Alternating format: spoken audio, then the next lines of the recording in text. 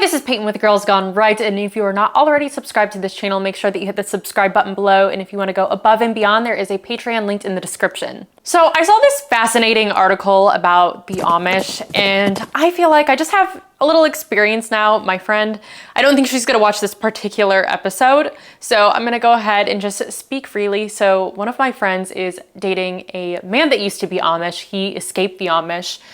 It's very interesting because I didn't know that it was like this common where you could actually just date a man that used to be Amish. I don't know. I'm just infatuated by the whole thing because they live a completely different life. So when I read this article a few weeks ago, I read it differently, and now I'm reading it in the eyes of whoa, because I just feel like I have a secondhand connection in the Amish community because my friend is just dating an Amish man. And I'm honestly telling everyone about this. I don't know why. I don't know why I'm telling everyone about this. I don't know why. I just find it fascinating because we live totally different lives.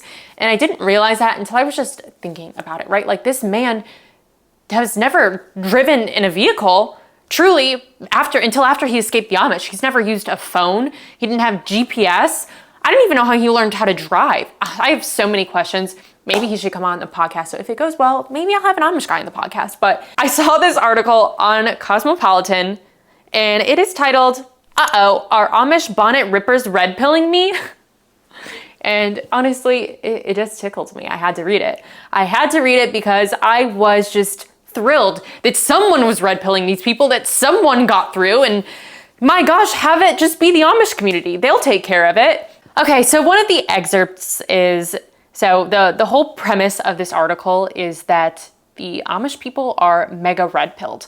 Like, they are so traditional, they believe in gender roles, and they are so pure, right? That is what is so different about their culture and regular American society is their purity, the way that their relationships work, and the way that they are completely cut off from this crazy society that they have isolated themselves from the government. Honestly, the Amish, you know, I don't know too much about them, but they're doing a few things right because I am anti-government. I want to keep my life out of the government as much as possible, and they have sufficiently done so. They are completely independent. They're just running their own communities over here. They don't need government intervention. It's kind of brilliant. I don't even know if they pay taxes. Do Amish people pay taxes? I don't think that they even have TurboTax. I don't even think that, is taxes technology? I don't know how they would do that. I'm sure that the government has found a way to tax the Amish. Anyways, so here is an excerpt. As I tunneled deep into the world of Amish fiction, there were times I felt like my brain was breaking. On one hand, I was having a hard time with the bonnet white characters, the gender roles, and the messages of guilt and shame around sex. On the other, I found myself absorbing some of the more wholesome lessons and values, especially around forgiveness and redemption. I have to admit, I was also oddly transfixed by the fantasy of learning how to make sourdough instead of answering emails hunched over on my laptop all day or tending to my pet alpacas named after Santa's reindeers. This, again, a real plot point from Once Upon a Buggy. Oh my gosh. This is fascinating, right? Because one of the things that the Amish culture is centered around is the shame around sex, that it should be within a monogamous relationship. And I don't even know if they have, I don't know the intricacies of it, but I don't think that they just have sex for pleasure. I could be completely wrong.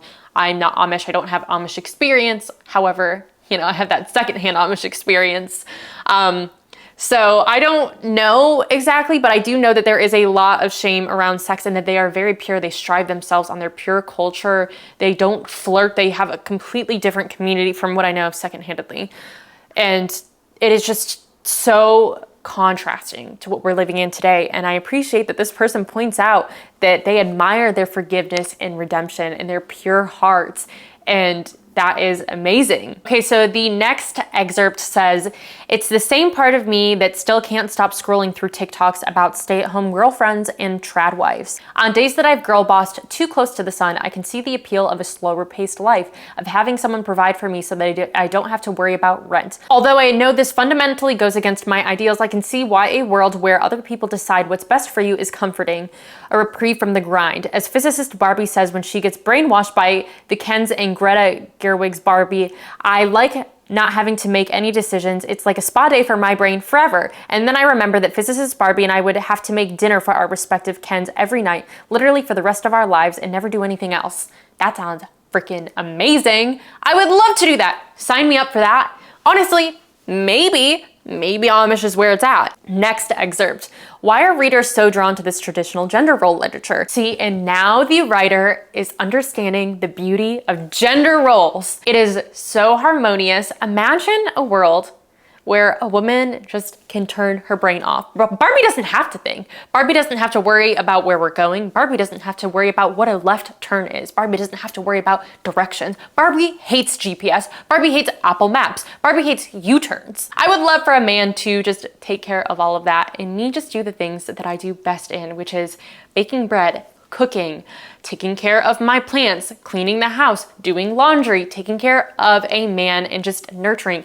You want to know why? Because it is innate to women to do these things.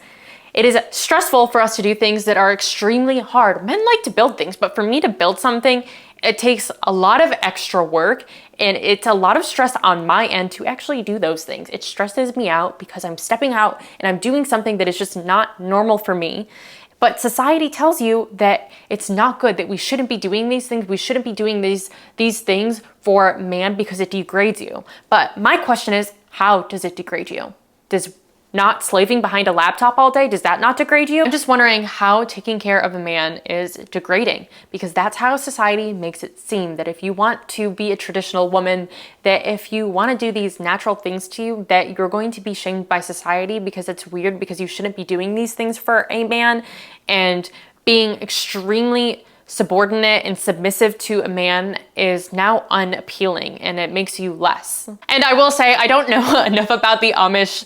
I have not done thorough research on the intricacies of being Amish and their traditions and their principles and their morals within their community. I have no idea. I do know that they are just anti-government and they are completely independent, and they know what community is, and that's how they live and breathe. Within community, everything works because they are working for each other. They all farm for each other. They all provide their services and healthcare. All of that is done within their community, and I think that there's something so beautiful about that and being independent and their purity. And there are a lot of things that are admirable that we don't have in society currently. So people look from the outside in and they see that, and what you're feeling is some of those things we could probably take away from and have in today's society. You can be pure and you can have redemption and you can have the wholesome values that they have, but we're just lacking it. So that's probably what you're feeling, is maybe some of that is innate to you, but society's telling you otherwise because it's toxic propaganda bullshit. So thank you, Cosmopolitan, for just tickling me by reading that article, and thank gosh I am not a liberal anymore, because that very well could be me behind the screen writing those articles.